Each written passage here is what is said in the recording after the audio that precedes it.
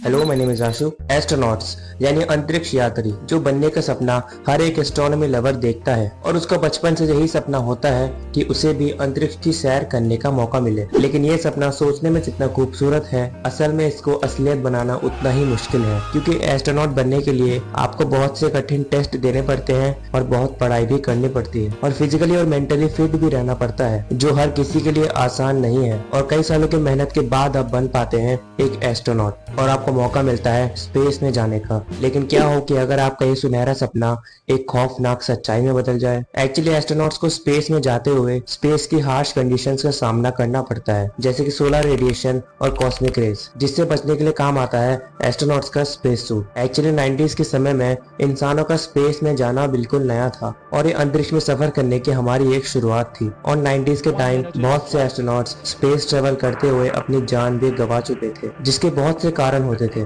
जैसे कि launch vehicle में कोई टेक्निकल प्रॉब्लम होना, बॉडी को इनफ ऑक्सीजन ना मिलना, या फिर धरती पर री एंट्री के समय स्पेसक्राफ्ट का एक्सप्लोड हो जाना। और इस सब को देखते हुए नासा और बाकी की स्पेस एजेंसी ने अपने एस्ट्रोनॉट्स की सेफ्टी के लिए अपने स्पेसक्राफ्ट में बहुत से बदलाव किए और स्पेस ट्रेवल को और भी ज्यादा सुरक्षित बनाया, ताकि ट्रेजेक्टरी के हिसाब से एस्ट्रोनॉट्स ट्रेवल कर सके और प्लान किए गए वक्त पर धरती पर सही सलामत वापस आ सके।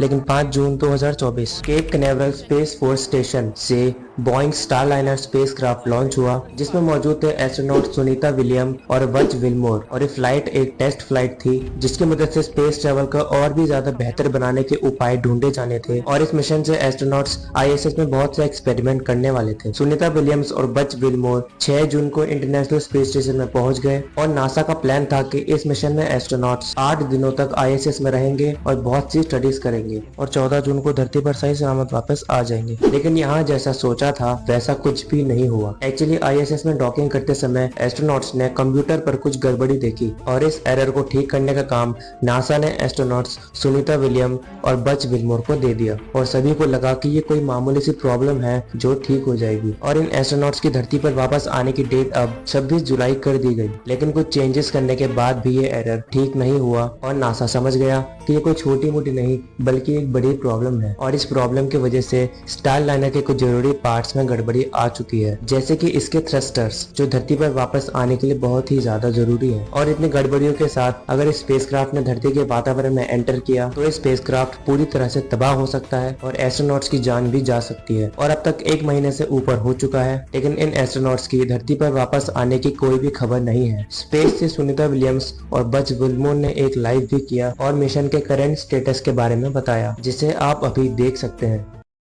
I feel confident that if we had to, if there was a problem with the International Space Station, we can get in our spacecraft and we can undock, talk to our team and figure out the best way to come home. Starliner को space में सिर्फ 45 दिनों तक रहने लायक ही बनाया है और ज्यादा से ज्यादा ये सिर्फ 70 दिनों तक ही स्पेस में रह सकता है। और अगर स्टारलाइनर इससे ज्यादा समय तक स्पेस में रहा तो इसमें बहुत सी प्रॉब्लम्स आ सकती हैं और ये एस्ट्रोनॉट्स के रहने लायक नहीं बचेगा। और अगर सुनीता विलियम्स और बज विलमोर स्टारलाइनर के जरिए वापस नहीं आ पाए तो नासा को किसी और की मदद लेनी पड़ेगी, जैसे कि इलॉन मस्क, क्योंकि स्पेसएक्स अपने बेहद ही काबिल और एक्सपीरियंस्ड स्पेसक्राफ्ट ड्रैगन के जरिए इन एस्ट्रोनॉट्स को स्पेस से वापस ला सकता है, क्योंकि ड्रैगन इससे पहले भी स्पेस में जा चुका है और ISS में डॉक कर एस्ट्रोनॉट्स को इंटरनेशनल स्पेस स्टेशन में पहुंचा चुका है। लेकिन एक्चुअली नासा स्पेसएक्स की मदद लेना ही नहीं चाहता, क्योंकि बोइंग कंपनी को ही स्टारलाइनर बनाने का कॉन्ट्रैक्ट दिया गया था और नासा चाहता है कि वो स्पेसएक्स पर थोड़ा कम रिलाई करे और अपने मिशन खुद ही पूरे करे। और नासा अब तक $15 बिलियन